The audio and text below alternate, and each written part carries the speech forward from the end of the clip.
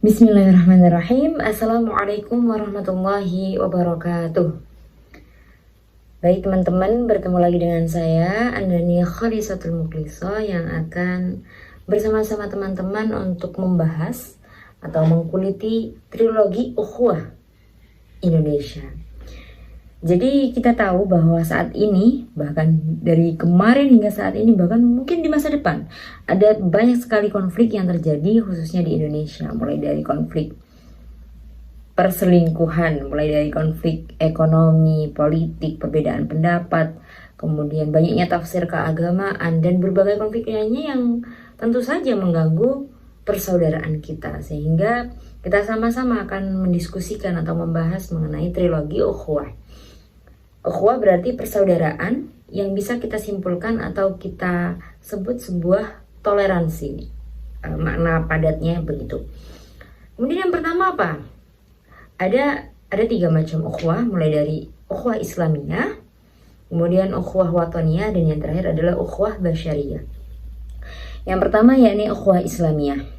Namun sebelum itu teman-teman akan saya sampaikan terlebih dahulu bahwa referensi yang saya gunakan ini merupakan buku dari Muhammad Zidni Nafi' yang berjudul Menjadi Islam Menjadi Indonesia, seperti ini.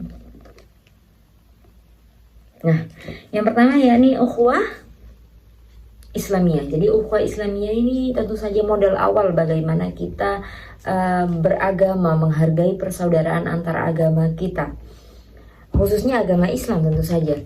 Jadi Islam saat ini memiliki banyak sekali madhab.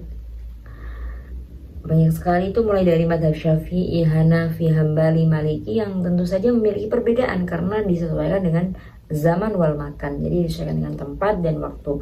Namun tetap saja yaitu umat Islam bersatu dengan satu kesatuan esensi keimanan, yaitu apa teman-teman? Yakni tauhid, dengan hanya ada satu Tuhan. Itu dijelaskan dalam buku ini, buku Menjadi Islam Menjadi Indonesia.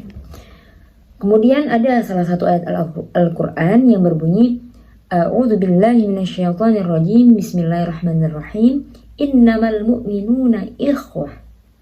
Jadi sesungguhnya kaum beriman itu semuanya bersaudara. Jadi alangkah baiknya ketika kita beragama, kita tidak terpisahkan karena perbedaan organisasi masyarakat. Mulai dari banyak sekali ormas, banyak sekali perbedaan-perbedaan yang seharusnya itu menyatukan kita gitu. Tidak hanya ketika kita bersatu karena ada salah satu perseteruan atau diskriminasi dalam agama Islam. Tidak hanya seperti itu. Kemudian yang kedua kita akan membahas mengenai ukhuwah Wataniyah. Ini merupakan persaudaraan yang kita bangun karena adanya sebuah negara. Jadi sesama bangsa Indonesia, sesama masyarakat Indonesia, kita tentunya harus meningkatkan rasa persaudaraan itu ya teman-teman. Jadi di Ukhuwah Wataniyah ini kan ada salah satu kutipan atau makalah atau kata hubbul watan minal iman. Jadi hubbul watan, mencintai negara, itu sebagian dari iman gitu. Jadi kita bisa lah antar ras, perbedaan suku, perbedaan agama itu tidak menjadi sebuah problem.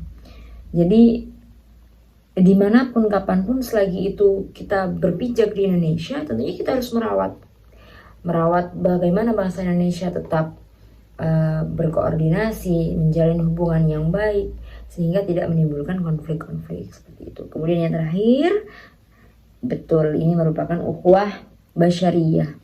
Jadi ini merupakan kesadaran tertinggi kita sebagai seorang manusia yang dalam Al-Quran pun dijelaskan, A'udzu billahi minasyaitonir rajim. Bismillahirrahmanirrahim. Ya ayyuhan nasu inna khalaqnakum min dzakarin wa untha وجعلناكم شعوبا وقبائل لتعارفوا.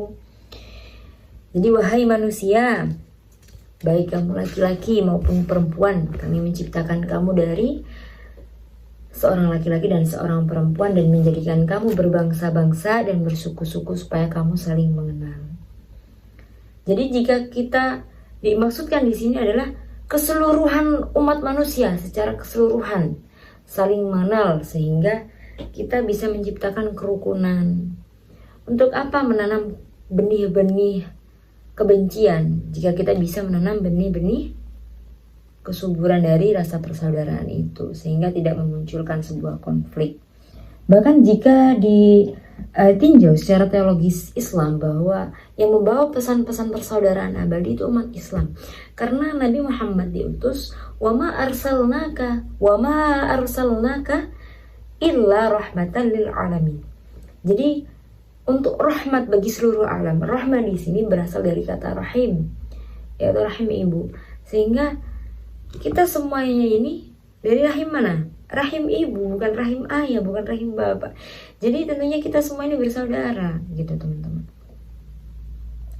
Oleh karena itu, jika kita tidak bisa bersaudara secara agama atau secara sama Islam, sesama bangsa, ya kita harus bersinergi atau bersaudara secara keseluruhan sebagai umat manusia. Tidak ada kesenjangan sosial, tidak ada perbedaan pandangan. Kita menganggap semua manusia ini sebagai subjek tunggal. Dan ada berbagai macam bentuk kesadaran-kesadaran atau sebuah bentuk intoleransi yang bisa mengakibatkan banyak perpecahan, semisal merendahkan orang lain, menggunjing orang lain, yang tentunya kita pelajari bersama itu waktu sekolah dasar.